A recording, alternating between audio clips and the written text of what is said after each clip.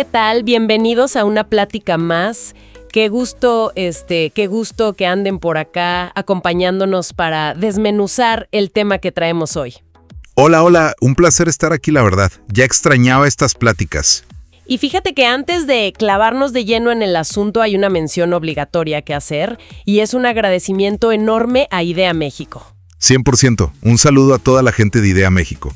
Para quienes nos escuchan y no los tienen en el radar, IDEA México es una institución educativa certificada en inteligencia artificial, tienen un enfoque súper claro en el aprendizaje de la IA y además imparten unos cursos en línea que la verdad están buenísimos, o sea, padrísimos. Totalmente. Hacen un trabajo muy valioso desmitificando toda esta tecnología para que sea accesible y no parezca, pues, magia negra, ¿no?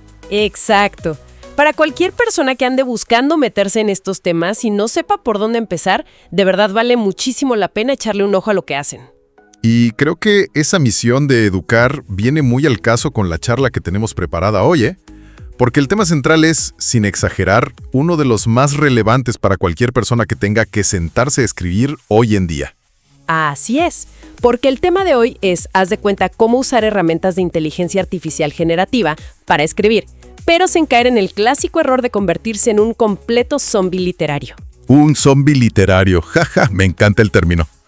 Es que sí, ya saben, el gran reto de no perder esa chispa humana en el proceso. Porque seamos muy honestos, hoy en día es súper evidente cuando alguien simplemente copió y pegó el primer resultado que le arrojó la pantalla. Hoy es dolorosamente evidente. Y la neta llega a dar un poco de risa, porque de repente uno lee un correo de trabajo o una publicación en redes sociales que suena como si lo hubiera escrito un robot corporativo, pero de los años 90. Sí, con esas frases rebuscadas. Usan frases como, adentrémonos en el fascinante mundo de la sinergia, o, en conclusión, este tapete de entrada me enseñó sobre liderazgo resiliente. O sea, absolutamente nadie habla así en la vida real. Jaja, no inventes, el tapete de liderazgo. Pero es verdad, es exacto ese tono acartonado que delata a kilómetros que no hay un humano ahí arrastrando el lápiz. Claro. Lo que queremos desempacar hoy, la misión de esta plática, es cómo evitar eso. La idea no es para nada satanizar la tecnología, porque pues está ahí para ayudar, sino descubrir cómo colaborar de manera ética. Que sea una herramienta de apoyo, vaya. Que la máquina sea una compañera de equipo, una socia para rebotar ideas y no alguien a quien se le delega el trabajo por pura flojera. Es que el camino fácil siempre es tentador. O sea, nada más poner una instrucción de 3 palabras y esperar que la pantalla resuelva el problema de tu vida. Pero ahí es donde entra el riesgo gigantesco de sonar genérico, el riesgo de perder la voz propia. Y creo que vale la pena detenernos a definir qué significa perder la voz. Porque la voz de un autor no se trata de tener una ortografía perfecta o un vocabulario de diccionario de la Real Academia. No, para nada. Es el ritmo, son las pausas, es el sarcasmo, es la forma particular en la que alguien decide contar una anécdota. Pero, a ver, siendo un poco la abogada del diablo aquí, ¿qué tiene de malo sonar genérico si el texto, digamos, cumple su función? Si alguien manda un reporte sin faltas de ortografía, súper estructurado y al punto, ¿no es eso suficiente? ¿Por qué es tan grave perder esa voz? Pues porque lo genérico aburre, neta aburre. Si uno analiza cómo funcionan estos modelos de lenguaje, la respuesta de por qué suenan así es bien simple. A ver. Aprendieron leyendo básicamente todo el Internet. Absorbieron textos académicos de astrofísica, hilos de foros de videojuegos, blogs de cocina, manuales de licuadoras, todo. Entonces, por defecto, el estilo que arrojan es el promedio absoluto de la humanidad. Ok, es como una licuadora de todos los estilos. Exacto. Es gramaticalmente impecable, ¿sí? Pero súper plano. No toma riesgos. Si un profesional solo copia y pega, su trabajo va a sonar exactamente igual al de otras 300 personas que hicieron el mismo comando básico esa mañana. La originalidad se diluye por completo. Claro. Y la originalidad, el contexto humano, es el verdadero superpoder. O sea, ninguna máquina ha vivido las frustraciones de un lunes en el tráfico en la Ciudad de México, ni tiene el bagaje cultural de los que nos escuchan. 100%. Y para no perder ese superpoder, estoy convencida de que se requiere un cambio de mentalidad bastante radical a la hora de sentarse frente al teclado. Hay una analogía que ayuda a entender esto mucho mejor. que es el cambio de roles en una oficina. El humano no es el empleado de la IA. El humano tiene que asumir el papel de director creativo. Esa es la clave. Esa es la pepita de oro de esto. Si alguien asume el papel de director creativo, la dinámica cambia por completo. Imagínate como director de una agencia. La idea original tiene que venir de uno mismo. Sí, la visión. El ángulo, el mensaje que se quiere dejar en la audiencia, la emoción, todo eso es territorio 100% humano. La IA entra más bien en la figura del pasante o el becario de primer ingreso. Jaja, el becario al que le dejas la talacha. Exactamente. A un becario se le deja el trabajo pesado, la recolección de datos masivos, que arme una estructura básica, pero a un becario jamás de los jamases se le deja la decisión final de qué va a decir la campaña que cuesta millones. Es como pedirle al chavo que entró el martes y que apenas está aprendiendo a usar la cafetera, que diseñe toda la estrategia anual de la empresa. Suerte con eso. El viernes hay despidos masivos. Jaja, literal. Se cruza de brazos y espera el milagro. Y el resultado va a ser el ensayo más predecible, aburrido y gris de la historia. En cambio, alguien con mentalidad de director creativo le daría a su pasante digital un comando completamente distinto. ¿Cómo sería un buen comando entonces? Le diría algo como: actúa como mi asistente de investigación. Dame 5 datos poco conocidos e increíblemente impactantes sobre la deforestación en el Amazonas en la última década. Y ármame un esquema de 3 puntos principales. Yo voy a redactar el texto final. Ok, o sea, se nota luego la diferencia abismal en la calidad de la instrucción. Pero, a ver, siendo muy realistas y poniéndonos en los zapatos de la gente, armar ese comando súper específico y detallado toma tiempo. A veces casi el mismo tiempo que escribir el ensayo desde cero, ¿no? ¿Dónde está el ahorro de tiempo real ahí? Iniciales. Está en eliminar el terror a la página en blanco y sobre todo en el procesamiento de la información. Ah, claro, la investigación. Exacto. En lugar de pasar 4 horas buscando en Internet esos 5 datos curiosos y verídicos sobre el Amazonas, el pasante digital te los da en 10 segundos. Ya con esa materia prima sobre la mesa, el trabajo del humano es hilar la narrativa. Tienes datos duros, tienes una estructura lógica, pero el argumento, la pasión y el remate del texto los pones tú, bueno, el humano. Entonces la máquina pone los ladrillos, pero el humano es el arquitecto que decide qué forma va a tener la casa. Me gusta mucho cómo suena eso. Sí, es una colaboración. Pero bueno, ya tenemos la mentalidad del director. Ya nos quedó claro. En la práctica, a la hora de abrir el documento de texto, ¿cómo se evita que las palabras suenen a robot? Porque es súper común intentar corregir un párrafo generado y terminar borrando todo por pura frustración. Esa frustración es el pan de cada día para muchos. Por eso existen técnicas específicas para darle la vuelta a ese problema. La primera y más famosa es lo que podemos llamar la técnica del sándwich humano. IA, humano, IA. El sándwich literario. A ver, me encanta. Vamos a desglosar los ingredientes para nuestros amigos que nos escuchan, porque tiene muchísimo sentido. Va. El pan de abajo, que es la base del sándwich, tiene que ser humano. Aquí es donde uno empieza a arrastrar el lápiz de verdad. En lugar de pedirle a la máquina que inicie el documento, uno mismo escribe las ideas principales, o idealmente todo el primer párrafo. Justo eso. Y esto es crucial porque establece el tono, el ritmo y el nivel de formalidad. Básicamente le dice a la herramienta, a ver, así es como vamos a sonar el día de hoy. Exactamente. Ese pan de abajo es la fundación de todo. No hay nada peor que dejar que la máquina elija el tono de arranque, porque siempre va a elegir el tono del locutor de los 90s que decíamos. Sí, el del liderazgo resiliente. Ese mero. Luego viene el relleno del sándwich, y ahí es donde por fin entra la IA. Ya que se le dio ese primer párrafo y el contexto, se le pide que continúe la historia, o que desarrolle el siguiente punto basándose estrictamente en lo que se acaba de escribir. Ah, ok. El comando sería algo como: toma este tono exacto y ayúdame a expandir este argumento con 2 ejemplos. El relleno, digamos, le da cuerpo y volumen al texto rapidísimo. Pero ojo aquí, y creo que aquí es donde la mayoría de la gente falla y se termina comiendo un sándwich a medias. Falta el pan de arriba. Y este pan de arriba sigue siendo humano y es, por mucho, la etapa más crítica e innegociable de todo este proceso. Totalmente innegociable, soy súper de acuerdo. El pan de arriba es la fase de edición pesada. Sí, Es cuando uno toma todo ese texto que se generó, lo lee y dice, ok, la estructura sirve, los datos están bien, pero estas palabras no suenan a mí. Entonces hay que meter las manos. Te ensucias las manos. Literal. Se cambian esos verbos súper domingueros por palabras más coloquiales. Se rompen las oraciones que suenan demasiado largas o robóticas y el toque maestro, se añaden anécdotas personales. Ese es el mordisco final que hace que el texto sea verdaderamente tuyo o de quien lo escribe. Claro. Es que, la IA no sabe que cuando alguien viajó al Amazonas le picó un mosquito gigante y eso le hizo entender la selva desde otra perspectiva. Ese tipo de detalles, viscerales, humanos, los tiene que poner uno en el pan de arriba. Exacto, la máquina no tiene vivencias. Ahora, la segunda técnica práctica me vuela la cabeza porque tiene mucho que ver con la producción musical. Es el remix creativo o lo que podríamos llamar la mentalidad de DJ. Esta técnica es buenísima. Rompe por completo la mala costumbre de pedir textos largos y terminados. Pensemos en un DJ en un festival de música.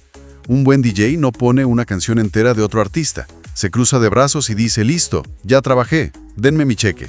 Jaja, lo corren a los 5 minutos. Pues sí, un DJ busca samples, pedacitos sueltos, una línea de bajo de aquí, un ritmo de batería de allá, y los mezcla en vivo. Y eso es exactamente lo que deberíamos pedirle a la herramienta. Ingredientes sueltos. Esa metáfora del DJ está buenísima, la verdad. A ver, para los que nos escuchan, ¿cómo se ve eso en la pantalla? ¿Qué tipo de samples se le pueden pedir a la máquina para luego armar el remix? Pues mira, en lugar de pedir un poema o un artículo completo, se piden piezas de Lego. Se le puede decir a la IA, dame 10 metáforas poco comunes sobre el océano. O hazme una lista de 20 verbos de acción relacionados con una tormenta. Ajá. O si uno quiere forzar la creatividad al máximo y salir de la caja, se pueden pedir locuras como escribe un párrafo describiendo un atardecer en la playa, pero estrictamente desde el punto de vista de un cangrejo. El punto de vista de un cangrejo. O sea, suena rarísimo, pero tiene todo el sentido del mundo como un ejercicio mental para destrabar la cabeza. Exacto. Y lo genial aquí es que nadie en su sano juicio va a copiar y pegar la historia del cangrejo tal cual en su blog o en su reporte. Lo que hace el humano es tomar esa perspectiva extraña, agarrar 2 de los verbos de acción de la lista que le dio, seleccionar una de las metáforas del océano y sentarse a tejer todo eso en un texto propio. Exactamente. Se toman esos samples y se unen con la visión del autor. El resultado final es algo 100% original.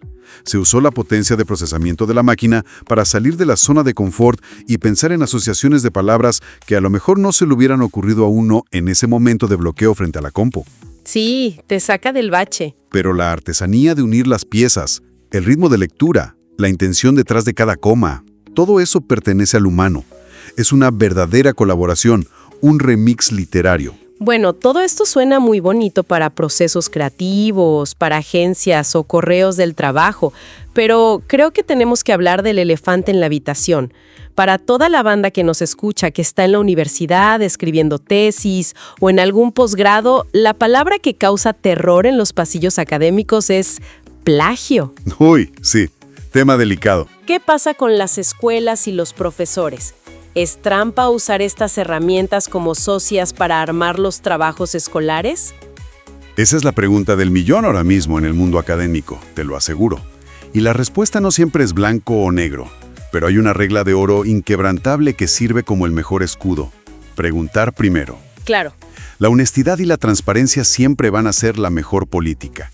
Las regulaciones en las escuelas están cambiando tan pero tan rápido que lo que es perfectamente válido en la clase de un profesor puede ser motivo de expulsión directa en la clase de otro. Y el gran problema es que mucha gente asume que siempre está prohibidísimo y lo hace a escondidas. Pero no cuesta nada acercarse al inicio del semestre y decir, oiga, profesor, para el ensayo final me gustaría usar una herramienta generativa solo para hacer la lluvia de ideas inicial o para revisar la estructura de mis argumentos. ¿Cuáles son las reglas de su clase respecto a esto? Exactamente. Es hablar de frente. Y si el profesor es de la vieja escuela y dice que está estrictamente prohibido y que todo es trampa, pues ni hablar. Uno se apega a las reglas y no lo usa, o lo usa solo como corrector ortográfico básico. Sí, no te arriesgas. Pero la realidad es que cada vez más instituciones están adaptándose y permitiendo un uso ético. Si se tiene luz verde para colaborar, viene el siguiente paso crítico: aprender a citar a la máquina. Híjole, eso es todo un tema. Porque claro, una inteligencia artificial no es un autor humano. O sea, no tiene un apellido para ponerlo en el formato APA tan fácilmente. Y hasta donde yo sé, corrígeme si me equivoco, no hay un consenso global o un formato universal que absolutamente todas las universidades acepten todavía. Así es, todavía es un poco el viejo oeste en ese sentido. Entonces, en la práctica, para la gente que nos escucha, ¿cómo se hace esa declaración de transparencia en un documento? Pues mira, aunque no haya un formato rígido universal, la mejor recomendación que podemos dar es ser sumamente descriptivo y añadir una nota metodológica al final del trabajo. ¿Como un anexo? Para la elaboración de este ensayo se utilizó ChatGPT versión del 14 de agosto, exclusivamente para generar el esquema inicial de los subtemas. La redacción, la argumentación crítica y la edición final fueron realizadas enteramente por el autor. Fíjate en el nivel de claridad de esa nota. Me encanta. No se está diciendo, la máquina hizo mi tarea y yo me fui a dormir. Se está delimitando el perímetro de acción. Se dice, usé esta tecnología para estructurar. Pero el análisis, el sudor y las lágrimas son míos. Exactamente. Y esto nos lleva a un punto conceptual muy importante. Hay que entender la diferencia clarísima entre lo que es una herramienta y lo que es un autor. Es una línea fina, sí, pero es fundamental para la integridad académica y profesional. Pensémoslo de esta manera. Cuando alguien escribe en un documento en Word y usa el corrector ortográfico, nadie pone una cita al final diciendo «Agradezco al diccionario integrado de Microsoft por ponerle el acento a la palabra esdrújula». Sería rarísimo. Es una herramienta básica de asistencia. No se cita porque no genera ideas nuevas, solo corrige la forma. Claro, sería ridículo citar al corrector de Word. Nadie lo hace en la vida. Exacto, pero usar un modelo generativo para que arroje 10 posibles enfoques para un capítulo de tesis o para que estructure un argumento en contra de cierta teoría, eso ya es una colaboración profunda. Ya se está tocando el núcleo del proceso creativo y de pensamiento. Sí, ya hay una influencia real en el contenido. Y ahí es donde la ética exige que uno levante la mano y declare cómo se llegó a ese resultado. Si la tecnología moldeó la dirección de las ideas, requiere transparencia total. Plantearlo así, la verdad, quita mucho el miedo a ser acusado de plagio. Pero al mismo tiempo añade un nivel de responsabilidad enorme para quien escribe. Haciendo un poco de recapitulación de todo el valor que hemos ido desempacando en la plática de hoy, creo que nos queda clarísimo que la habilidad del futuro no va a ser quién teclea más rápido o quién puede vomitar un texto de 1000 palabras en 5 segundos. No, para nada. Esa carrera ya la ganaron las máquinas y por mucho. Por goleada, diría yo. La verdadera habilidad, el talento que va a separar a un profesional indispensable de uno reemplazable es la capacidad de dirección. Saber ser ese director creativo que mencionabas al inicio. Ajá. Saber filtrar el material en bruto, tener el criterio para decir esto sirve y esto es basura. Y sobre todo, saber inyectarle esa experiencia y esa empatía humana a lo que la tecnología te ayuda a construir. Ese va a ser el verdadero diferenciador en el mercado laboral y creativo. La IA es una compañera de equipo potentísima, de verdad, pero de ninguna manera es un sustituto del criterio humano. Estoy totalmente de acuerdo contigo. Si alguien usa esto por pura flojera de no querer pensar, se va a volver irrelevante muy rápido, cañón. Pero si alguien lo usa para expandir sus capacidades, para salir del bloqueo creativo y editar con maestría, se vuelve imparable. 100%, imparable. Y bueno, ya para ir cerrando nuestra plática, quiero dejar sobre la mesa un pensamiento final. Una idea un poco provocativa para que la gente la mastique durante el día. Porque hemos hablado mucho de cómo justificar el uso de estas herramientas hoy en día, de cómo demostrar que uno sigue siendo el autor principal. Pero hay que pensar en el largo plazo. A ver, ¿hacia dónde va esa idea? Ya me dejaste intrigado. Pues piensa qué va a pasar en 10 o 15 años. Pensemos en cómo evoluciona la adopción tecnológica en la sociedad. Tal vez llegue el día en que el gran reto en las oficinas o en las escuelas ya no sea demostrar que un humano escribió algo de principio a fin. Tal vez en el futuro, entregar un reporte o un texto que fue elaborado completamente sin la colaboración de una IA se considere ineficiente y hasta poco profesional. ¡Guau! Eso sí que es un cambio de paradigma brutal. Es voltear la tortilla por completo. Es que si uno lo piensa, es exactamente lo que pasó con las calculadoras en las matemáticas o en la ingeniería. Hoy en día, si un ingeniero se niega a usar una calculadora o un software para resolver una ecuación compleja y decide hacer todo a mano en un papel, nadie le aplaude por purista. No, lo corren. Exacto. Su jefe le diría, oye, estás perdiendo el tiempo de la empresa. Usa la herramienta y entrégame el resultado rápido. ¿Llegaremos a ver la escritura puramente manual, sin rebotar ideas o pedir sugerencias a una máquina como un capricho vintage? ¿Como alguien que decide escribir su tesis con una máquina de escribir de 1950 en pleno siglo XXI? Es una reflexión espectacular para cerrar de verdad, porque la tecnología siempre avanza hasta convertirse en la norma invisible, en el estándar básico de todos. Quizás el verdadero dominio de la voz humana en el futuro no consista en aislarse de la tecnología por puro orgullo, sino en saber danzar con ella de la manera más elegante, fluida y productiva posible, sin perder la esencia. Definitivamente deja muchísimo para pensar y replantear cómo trabajamos todos los días. Muchísimo material para reflexionar. Y con esa idea dando vueltas en la cabeza, nos despedimos por hoy. Ha sido una charla súper nutrida. Espero que todos los que nos acompañaron se lleven estas técnicas de los sándwich y los remixes para aplicarlas desde la próxima vez que abran un documento en blanco, siempre manteniendo esa mentalidad firme de directores creativos. Así es, a aplicar todo esto. Un abrazo a todos. Nos escuchamos en la siguiente plática. Cuídense mucho y sigan creando. Y recuerden, este es un podcast de Idea México creado con inteligencia artificial generativa. Idea México, misión sin final, el talento digital es real. Crece, comparte y haz brillar el poder de educar.